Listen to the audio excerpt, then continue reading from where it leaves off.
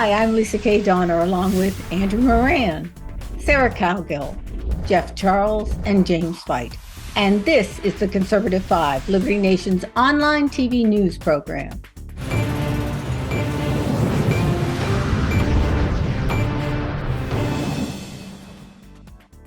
There's been a seismic shift in the current Republican and Democratic parties. They actually, it seems like they've traded places. It's a political realignment not seen since the 1960s, when the Democrats did an about-face, shifting from the party of segregation to the party of civil rights. But it appears to many that the Democrats are focused now on money and power and, well, not so much the little guy. There's no denying the GOP of late has been touting itself as the party of the little guy, but Jim, will that stick? It's funny you talk about the little guy and political imaging. I got a buddy who lives up in the Ozarks, and not long after the 2016 election, we were just hanging out and talking, and he mentioned how he had voted for Trump. Normally he votes for Democrats, but he just couldn't back Hillary, and it blew my mind. I go, wait a minute, dude, you live out here in the woods in a house full of guns. You hate anything that smacks of government authority, and your words, not mine, new age hippie parents that don't spank their kids.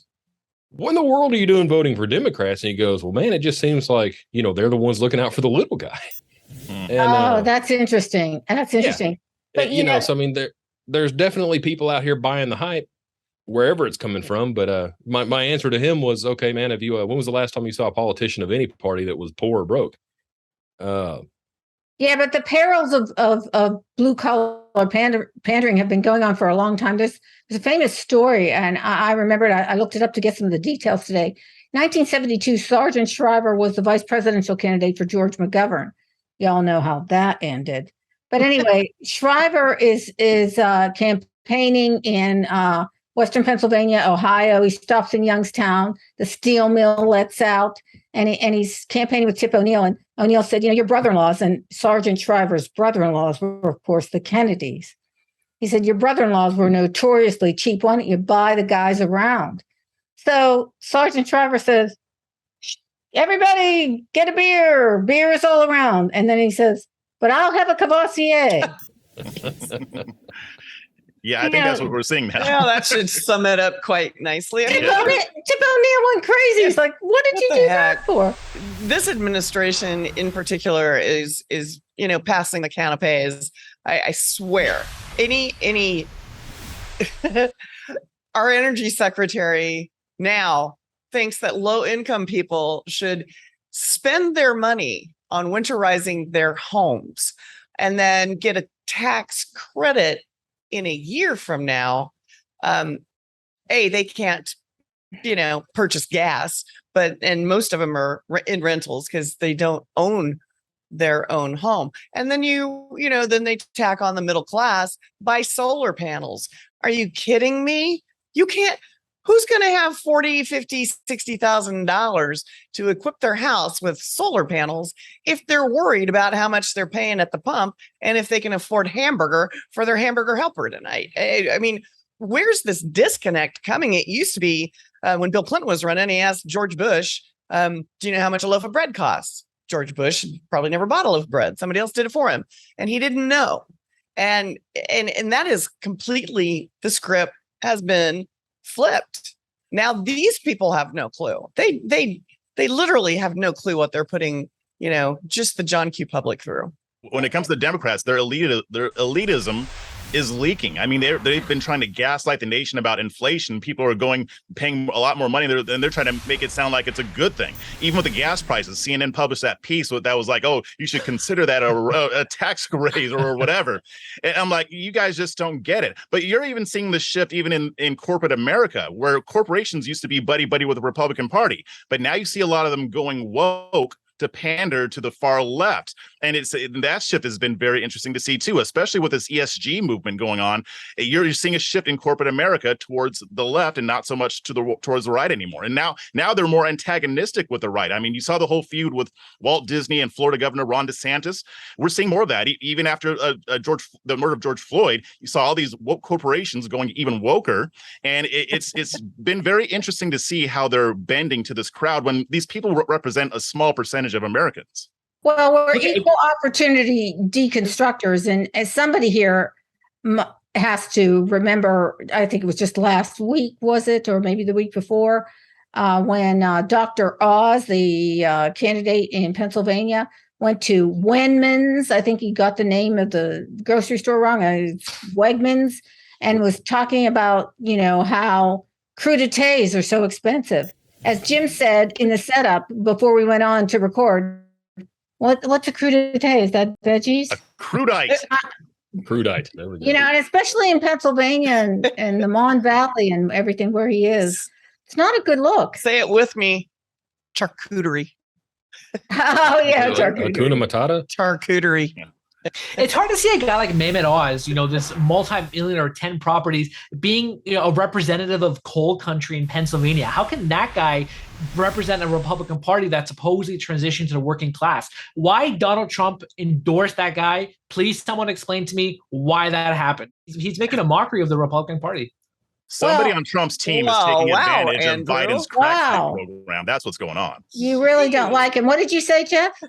I said somebody on Trump's team is taking advantage of Biden's crack pipe program. I think that's what's happening. I think it's the case where Joe Schaefer, he wrote a great piece a few months ago where Donald Trump and a lot of America First Republicans are so desperate of wanting to be liked by a lot of the mainstream media, particularly in Hollywood, on Donald Trump's side. So I think Joe Schaefer made that case of perhaps that's why Trump endorsed Oz, because he wants to be liked by more folks in Hollywood. Or maybe it's a 4D chess plan where he's trying to get more Hollywood folks to transition to the GOP. But Mehmet Oz, his politics for 20 years has been just left leaning. So again, I'm just befuddled of why Oz is even on the Republican ticket. I'm always amazed at this because I really think I have to say, I think it was Donald Trump that really turned the Republican Party around from the elitists, to the group that cares about the little guy. And yet he is a very opulent, it's out there for everybody to see how wealthy he is. But at the same time, I don't know, maybe because he grew up talking to construction workers or Yep. It's an interesting thing that happened with him and the people and the way he's seen. Nobody sits around, I think, among he went to them and talked to them the way they talk to each other. Yes. And that and no matter what the bank account size is, or if you were wearing a $10,000 suit, when you talk to people and say things like, well, you'd be in jail to Hillary Clinton on national television. That's what all of the people thought was a good thing to say. It seemed a little outlandish at the time, but he related to the no collar and the blue collar people. And they hadn't had that in decades. They hadn't had anybody paying attention to them. I think if neither Biden nor Trump are politicians, people would want to hang out with Trump more than Biden. The everyman, the people that you see in Pennsylvania, they could sit down and hang out and have a conversation with somebody like Trump because, he talks just like they do. They probably were thinking the same thing. Yeah, because you'd be in jail. Because that's what you would hear a regular person say. You don't normally hear a politician say that, though. But with Biden is stiff. He's elite. And he's just not as relatable. Right. And if you go back historically, Democrats aren't the only ones that pander to the blue collar. The Republicans did it with George H.W. Bush. He didn't know what a grocery scanner was. He was so amazed at the grocery scanner that we'd all been using for like a decade. Liz Cheney, I believe, had ink on her hands from her brand new pair of blue jeans, which she probably never wore. It's just not a good look. I think the bottom line is that Americans they reward someone being genuine and sincerity. Yeah. And, whether you're rich or poor, it doesn't really matter, but are you being real with them? Hey, well, Richard Nixon is funny. If you go back historically, Richard Nixon, he was a Donald Trump-esque figure because he was somebody who was on the outside looking on the Republican Party. He was someone who wasn't like the Rockefeller Republicans. He always, if you read some of the biographies of Nixon, including a great one by Roger Stone, Nixon was the type of person who felt, embarrassed being around more of the elite side, the Northeast Republicans who are rich and wealthy because Nixon came from, a dirt poor farm and, he had to climb the ranks and pay for his own way. And he was real. still, you saw that in that debate where he didn't shave, next to Kennedy. So he was probably the predecessor to the working man Republican. Let me just straighten that out. He did shave, but he was a guy that got 5 o'clock shadow. Let's just say that.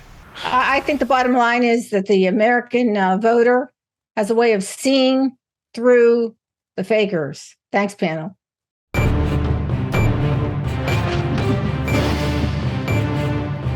And that's it for our C5 panel today. Check out our other C5 shows and segments on your favorite video platform, YouTube, Vimeo, Rumble. We're on them all. As well, Liberty Nation has its own Roku channel where you can see all of our productions. Thanks for tuning in. And remember, surf on over to libertynation.com. Join us in the member zone for $17.76 a year. Thanks to our fantastic editor and post coordinator, Frank Diorio, and our executive producer, Sarah Calgill. I'm Lisa K. Donner, editor-in-chief. Thanks for joining us today. This has been a production of libertynation.com, where truth is making a comeback.